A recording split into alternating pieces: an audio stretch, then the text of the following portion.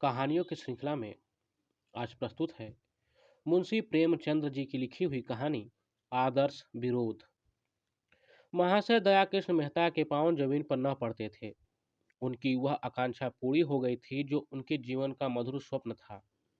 उन्हें वह राज्याधिकार मिल गया था जो भारत निवासियों के लिए जीवन स्वर्ग है। वायसराय ने उन्हें अपनी कार्यकारिणी सभा का मेंबर नियुक्त कर दिया था। मित्रगण उन्हें बधाइयां दे रहे थे। चारों ओर आनंद उत्सव मनाया जा रहा था। कहीं दावतें होती थी, कहीं आश्वासन पत्र दिए जाते थे। वह उनका व्यक्तिगत सम्मान नहीं, राष्ट्रीय सम्मान समझा जाता था। अंग्रेज अधिकारी वर्ग भी उन्हें हाथों हाथ लिए फिरता था। महाशय दयाकृष्ण लखनऊ के एक सुविख्यात बैरिस्टर थे। बड़े उदार हृदय, राजनीति में कुशल तथा प्रजाभक्त थे। सदैव सार्वजनिक कार्यों में तल्लीन रहते थे। समस्त देश में शासन का ऐसा निर्भय तत्वान्वेषी, ऐसा निष्प्रिय समालोचक न था, और न प्रजा का ऐसा सूक्ष्मदर्शी, ऐसा विश्वसनीय और ऐसा सहृदय बंधु। समाचार पत्रों में इस नियुक्ति पर खूब टिकाएं हो रही थी। एक ओर से आवाज आ रही थी कि हम गवर्नमेंट को इस चुनाव पर बधाई नहीं दे सकते। दूसरी ओर के लोग कहते थे यह सरकारी उदारता और प्रजाहित चिंता का सर्वोत्तम प्रमाण है। तीसरा दल भी था जो दबी जबान से कहता था कि राष्ट्र का एक और स्तंभ गिर गया। संध्या का समय था। कैसर पार्क में लिबरल लोगों की ओर से महाशय मेहता को पार्टी दी गई। प्रांत भर के विशिष्ट पुरुष एकत्र थे। भोजन के पश्चात सभापति ने अपनी वक्तृता में कहा, हमें पूरा विश्वास है कि आपका अधिकार प्रवेश प्रजा के लिए हितकर होगा और आपके प्रयत्नों से उन धाराओं में संशोधन हो जाएगा जो हमारे राष्ट्र के जीवन में बाधक है। महाशय मेहता ने उत्तर देते हुए कहा, राष्ट्र के कानून वर्तमान परिस्थितियों के अधीन होते हैं। जब तक परिस्थितियों में परिवर्तन न हो, कानून में सुव्यवस्था की आशा करना भ्रम है। सभा विसर्जित हो गई। एक दल ने कहा, कितना न्याययुक्त और प्रशंसनीय राजनैतिक विधान है। दूसरा पक्ष बोला, आ गए जाल में। तीसरे दल ने नैराश्यपूर्ण भाव से सिर हिला दिया, पर मुंह से कुछ न कहा। मिस्टर दयाकृष्ण को दिल्ली आए हुए 1 महीना हो गया। फागुन का महीना था। शाम हो रही थी। वे अपने उद्यान में हौज के किनारे एक मखमली आराम कुर्सी पर बैठे थे। मिसेस रामेश्वरी मेहता सामने बैठी हुई पियानो बजाना सीख रही थी और मिस मनोरमा हौज की मछलियों को बिस्कुट के टुकड़े खिला रही थी। सहसा उसने पिता से पूछा, यह अभी कौन साहब आए थे? मेहता ने कहा, काउंसिल के सैनिक मेंबर हैं। मनोरमा ने कहा, वायसराय के नीचे ही होंगे। मेहता ने कहा, वायसराय के नीचे तो सभी हैं, वेतन भी सबका बराबर है, लेकिन इनकी योग्यता को कोई नहीं पहुंचता। क्यों राजेश्वरी, तुमने देखा अंग्रेज लोग कितने सज्जन और विनयशील होते हैं? राजेश्वरी ने कहा, मैं तो उन्हें विनय की मूर्ति कहती हूँ। इस गुण में भी वे हमसे बढ़े हुए हैं। उनकी पत्नी मुझसे कितने प्रेम से गले मिली। मनोरमा ने कहा, मेरा तो जी चाहता था उनके पैरों पर गिर पड़ूं। मेहता ने कहा, मैंने ऐसे उदार, शिष्ट, निष्कपट और गुणग्राही मनुष्य नहीं देखे। हमारा दया धर्म कहने ही को है। मुझे इसका बहुत दुख है कि अब तक क्यों इनसे बदगुमान रहा। सामान्यतः इनसे हम लोगों को जो शिकायतें हैं उनका कारण पारस्परिक सम्मिलन का न होना है, एक दूसरे के स्वभाव और प्रकृति से परिचित नहीं। राजेश्वरी ने कहा, एक यूनियन क्लब की बड़ी आवश्यकता है जहां दोनों जातियों के लोग सहवास का आनंद उठावें। मिथ्या द्वेष भाव के मिटाने का एकमात्र यही उपाय है। मेहता ने कहा, मेरा भी यही विचार है। घड़ी देखकर 7 बज रहे हैं। व्यवसाय मंडल के जलसे का समय आ गया। भारत निवासियों की विचित्र दशा है। वे समझते हैं कि हिंदुस्तानी मेंबर काउंसिल में आते ही हिंदुस्तान के स्वामी हो जाते हैं और जो चाहे स्वच्छंदता से कर सकते हैं। आशा की जाती है कि वे शासन की प्रचलित नीति को पलट दे, नया आकाश और नया सूर्य बना दें। उन सीमाओं पर विचार नहीं किया जाता जिनके अंदर मेंबरों को काम करना पड़ता है। राजेश्वरी ने कहा, इनमें उनका दोष नहीं। संसार की यह रीति है कि लोग अपनों से सभी प्रकार की आशा रखते हैं। अब तो काउंसिल के आधे मेंबर हिंदुस्तानी हैं। क्या उनकी राय का सरकार की नीति पर असर नहीं हो सकता? मेहता ने कहा, अवश्य हो सकता है और हो रहा है। किंतु उस नीति में परिवर्तन नहीं किया जा सकता। आधे नहीं, अगर सारे मेंबर हिंदुस्तानी हों तो भी वे नई नीति का उद्घाटन नहीं कर सकते। वे कैसे भूल जावें कि काउंसिल में उनकी उपस्थिति केवल सरकार की कृपा और विश्वास पर निर्भर है।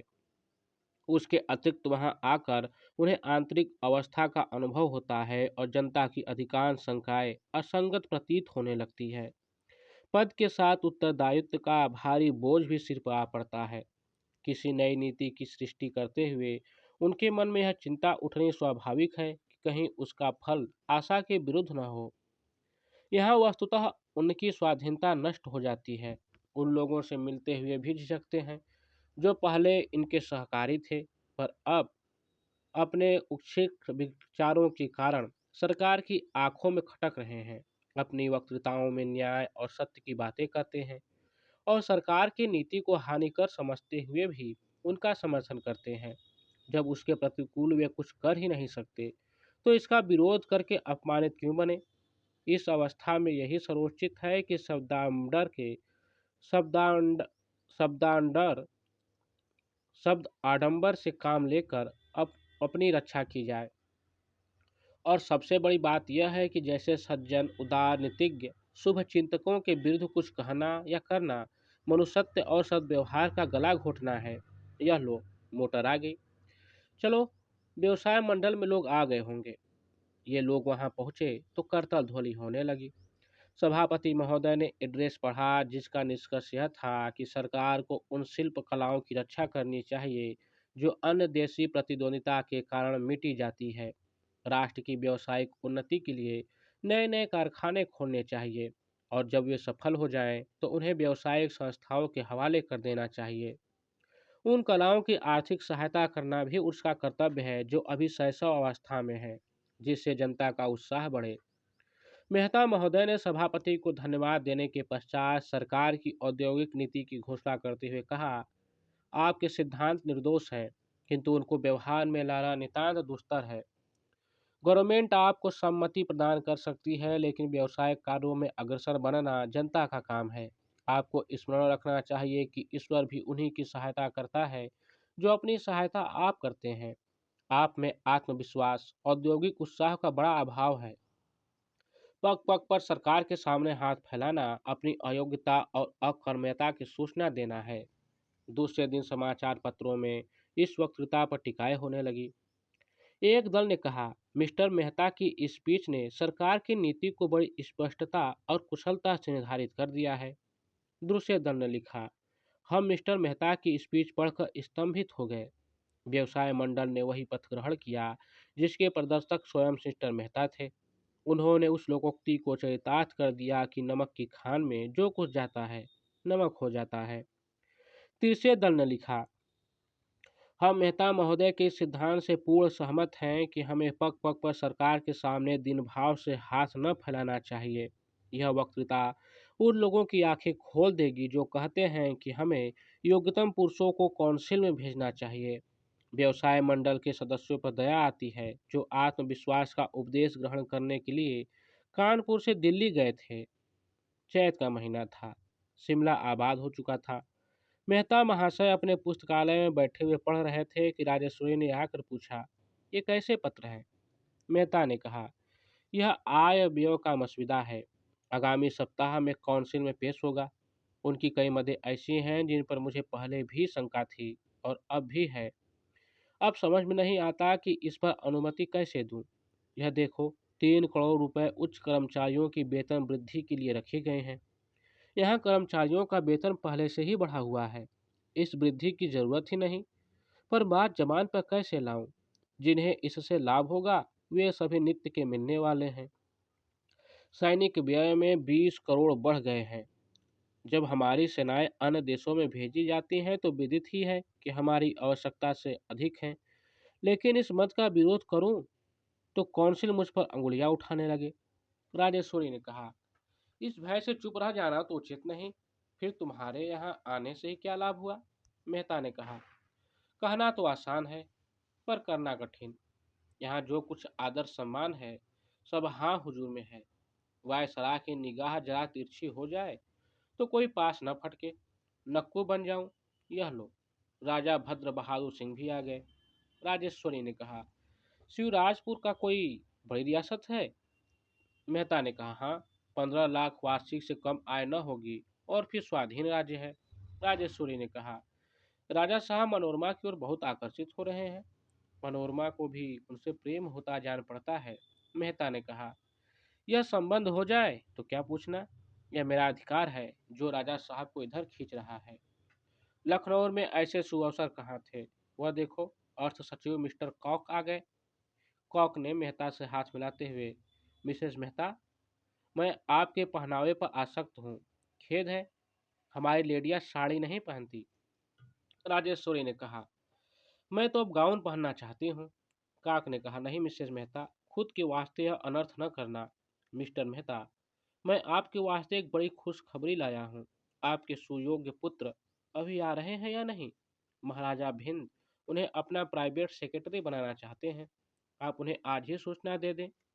मेहता ने कहा, मैं आपका बहुत अनुग्रहित हूँ। काक ने कहा, तार दे दीजिए तो अच्छा हो। आपने काबुल की रिपोर्ट तो पढ़ी होगी।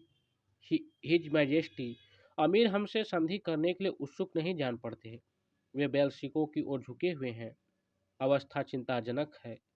मेहता ने कहा, मैं तो ऐसा नहीं समझता। गत शताब्दी में काबुल को भारत पर आक्रमण करने का साहस कभी न हुआ। भारत ही अग्रसर हुआ। हाँ, वे लोग अपनी रक्षा करने में कुशल हैं।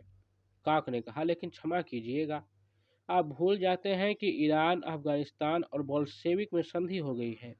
क्या हमारी सीमा पर इतने शत्रुओं का जमा हो जाना चिंता की बात नहीं?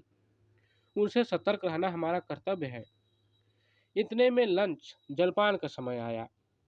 लोग मेज पर जा बैठे। उस समय घुड़दौड़ और नाट्यशाला की चर्चा ही रुचिकर प्रतीत हुई। मेहता महोदय ने बजट पर जो विचार प्रस्तुत किए, उनसे समस्त देश में हलचल मच गई। एक दल उन विचारों को देववाड़ी समझता था, दूसरा दल भी कुछ अंशों को छोड़कर शेष विचारों से सहमत था, किंतु तीसरा दल वक्तृता के एक एक शब्द पर निराशा से सिर धुनता और भारत की अधोगति पर रोता था। उसे विश्वास ही न आता था कि ये शब्द मेहता की जबान से निकले होंगे। मुझे आश्चर्य है कि गैर सरकारी सदस्यों ने एक स्वर में प्रस्तावित व्यय के उस भाग का विरोध किया है जिस पर देश की रक्षा, शांति, सुदशा और उन्नति अवलंबित है। आप शिक्षा संबंधी सुधारों को, आरोग्य विधान को, नहरों की वृद्धि को अधिक महत्वपूर्ण समझते हैं। आपको अल्प वेतन वाले कर्मचारियों का अधिक ध्यान है। मुझे आप लोगों के राजनीतिक ज्ञान पर इससे अधिक विश्वास था। शासन का प्रधान कर्तव्य भीतर और बाहर की अशांतिकारी शक्तियों से देश को बचाना है। शिक्षा और चिकित्सा, उद्योग और व्यवसाय गौण कर्तव्य है।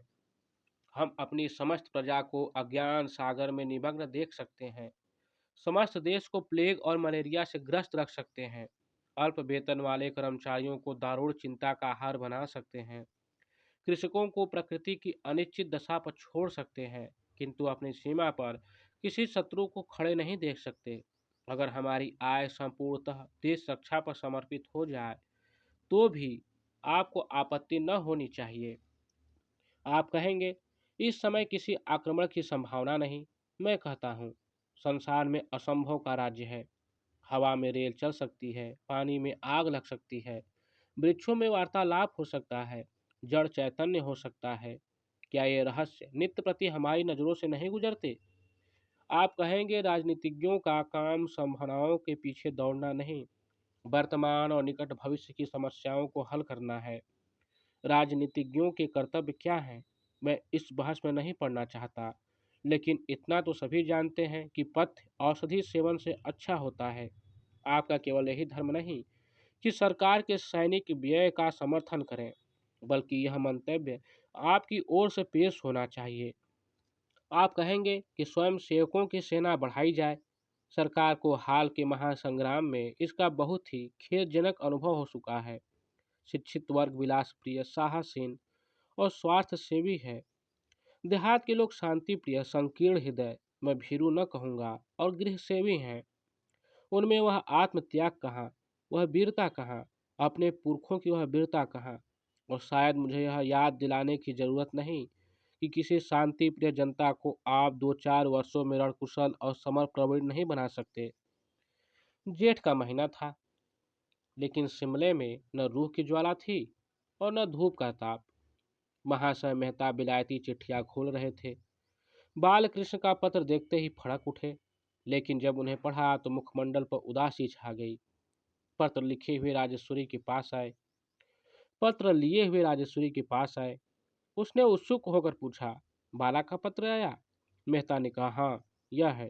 राजेश्वरी ने कहा, कब आ रहे हैं? मेहता ने कहा, आने जाने के विषय में कुछ नहीं लिखा, बस सारे पत्र में मेरे जाति द्रोह और दुर्गति का रोना है। उनकी दृष्टि में मैं जाति का शत्रु, धूर्त, स्वार्थान, दुरात्मा सब कुछ हूँ। मैं नहीं समझता कि उसके विचारों में इतना अंतर कैसे हो गया। मैं तो उसे बहुत ही शांत प्रकृति, गंभीर, सुशील, सच्चरित और सिद्धांत प्रिय नवयुवक समझता था, पर उस पर गर्व करता था। और फिर यह पत्र लिख कर ही उसे संतोष नहीं हुआ। उसने मेरी स्पीच का विस्तृत विवेचन एक प्रसिद्ध अंग्रेजी पत्रिका में छपवाया है। इतनी कुशल हुई कि वह लेख अपने नाम से नहीं लिखा, नहीं तो मैं कहीं मुंह दिखाने योग्य न रहता। मालूम नहीं यह किन लोगों की कुसंगति का फल है। महाराज भिंद की नौकरी उसके विचार में गुलामी है। राजा भद्र बहादुर सिंह के साथ मनोरमा का विवाह घृणित और अपमानजनक है। उसे इतना साहस कि मुझे धूर्त, मक्कार, ईमान बेचने वाला कुलद्रोही कहे। यह अपमान मैं उसका मुंह नहीं देखना चाहता। राजेश्वरी ने कहा, लाओ जरा इस पत्र को मैं भी देखूं। वह तो इतना मुंह फटना था। यह कहकर उसने पति के हाथ से पत्र लिया और 1 मिनट में अद्यांत पढ़कर बोली, यह सब कटु बातें कहाँ हैं? मुझे तो इसमें एक भी अशब्द नहीं मिलता। मेहता ने कहा, भाव देखो, शब्दों पर न जाओ। राजेश्वरी ने कहा, जब तुम्हारे और उसके आदर्शों में विरोध है तो उसे तुम पर श्रद्धा क्यों कर हो सकती है? लेकिन मेहता महोदय जामे से बाहर हो रहे थे। राजेश्वरी की सहिष्णुता बातों से वे और जल उठे। दफ्तर में जाकर उसी क्रोध में पुत्र को पत्र लिखने लगे, जिसका एक एक शब्द छुरी और कटार से भी ज्यादा तीखा था। उपर्युक्त घटना के 2 सप्ताह पीछे मिस्टर मेहता ने बिलायती डाक खोली तो बालकृष्ण का कोई पत्र न था। समझे, मेरी चोटी काम कर गई। आ गया सीधे रास्ते पर। तभी तो उत्तर देने का साहस नहीं हुआ। लंदन टाइम्स की चिट फाड़ी। इस पत्र को बड़े चाव से पढ़ा करते थे और तार की खबरें देखने लगे। सहसा उनके मुंह से एक आह निकली। पत्र हाथ से छूटकर गिर पड़ा। पहला समाचार था, लंदन में भारतीय देशभक्तों का जमाव। ऑनरेबल मिस्टर मेहता की वक्तृता पर असंतोष, मिस्टर बालकृष्ण मेहता का विरोध और आत्महत्या। गत शनिवार को बैक्सटन हॉल में भारतीय युवकों और नेताओं की एक बड़ी सभा हुई। सभापति मिस्टर तालीवजा ने कहा, हमको बहुत खोजने पर भी काउंसिल के किसी अंग्रेज मेंबर की वक्तृता में ऐसे मर्मभेदी, ऐसे कठोर शब्द नहीं मिलते। हमने अब तक किसी राजनीतिज्ञ के मुख से ऐसे भ्रांतिकारक, ऐसे निरंकुश विचार नहीं सुने। इस वक्तृता ने सिद्ध कर दिया कि भारत के उद्धार का कोई उपाय है तो वह है स्वराज, जिसका आशय है मन और वचन की पूर्ण स्वाधीनता। क्रमागत उन्नति, इवोल्यूशन पर से अधिक हमारा एतबार अब तक नहीं उठा था, तो अब उठ गया। हमारा रोग असाध्य हो गया है। यह सब चूर्णों और अवलेहों से अच्छा नहीं हो सकता। उससे निवृत्त होने के लिए हमें कायाकल्प की आवश्यकता है। उच्च राज्य पद हमें स्वाधीन नहीं बनाते, बल्कि हमारी आध्यात्मिक पराधीनता को और भी पुष्ट कर देते हैं। हमें विश्वास है कि ऑनरेबल मिस्टर मेहता ने जिन विचारों का प्रतिपादन किया है, उन्हें वे अंतकरण से मिथ्या समझते हैं, लेकिन सम्मान, लालसा, श्रेय, प्रेम और पदानुराग ने उन्हें अपनी आत्मा का गला घोटने पर बाध्य कर दिया है। किसी ने उच्च स्वर से कहा, यह मिथ्या दोषारोपण है। लोगों ने विस्मित होकर देखा तो मिस्टर बालकृष्ण उनकी जगह पर खड़े थे। क्रोध से उनका शरीर कांप रहा था। वे बोलना चाहते थे, लेकिन लोगों ने उन्हें घेर लिया और उनकी निंदा और अपमान करने लगे। सभापति ने बड़ी कठिनाई से लोगों को शांत किया, किंतु मिस्टर बालकृष्ण वहां से उठकर चले गए। दूसरे दिन जब मित्रगण बालकृष्ण से मिलने गए तो उनकी लाश फर्श पर पड़ी हुई थी। पिस्तौल की 2 गोलियां छाती से पार हो गई थी। मेज पर उनकी डायरी खुली पड़ी थी। उस पर ये पंक्तियां लिखी हुई थी, आज सभा में मेरा गर्व दलित हो गया। मैं यह अपमान नहीं सह सकता। मुझे अपने पूज्य पिता के प्रति ऐसे कितने ही निंदा सूचक दृश्य देखने पड़ेंगे। इस आदर्श विरोध का अंत ही कर देना अच्छा है। संभव है मेरा जीवन उनके निर्दिष्ट मार्ग में बाधक हो। ईश्वर उन्हें बल प्रदान करे। आप सुन रहे थे मुंशी प्रेमचंद्र जी की लिखी हुई कहानी आदर्श विरोध।